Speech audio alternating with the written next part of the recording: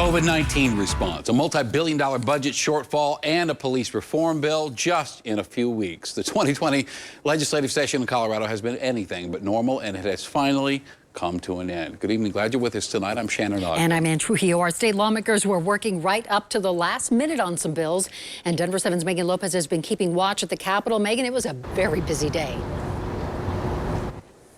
Very different. They just adjourned about 10 minutes ago. Normally on these last days of the session, it's really celebratory. People bring their families. Certainly there was a little bit of that, but there were also some really important bills that still needed to have work done on them even today.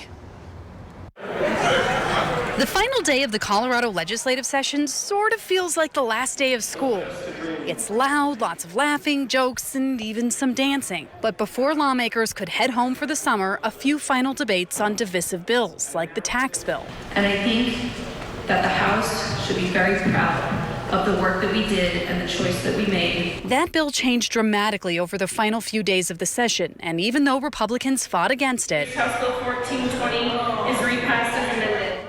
It passed, along with a bill to ask voters to raise nicotine taxes, both promising to help fund schools. If the nicotine tax passes with voters in November, it'll mean about $450 million over the next 2.5 years, increased funding for K-12 education. A final few COVID-19 bills also passed in the final hours of the final day. We got money out for mental health and rental assistance. But Republicans say there are a few things they were able to accomplish this session as well, even as the minority. Making sure that the homestead exemption wasn't actually taken away from our seniors and our 100% disabled veterans. And even with those controversial bills, they say this session went a little better than before. We were able to have better conversations. But now the attention shifts from this dome to the ballot box, since voters will get a say in some legislation. Could end up with a very crowded ballot in November and on a whole variety of issues. And of course, who will represent them next session. We've got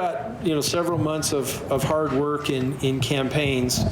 Our appeal to the people of Colorado is that split chambers work really well.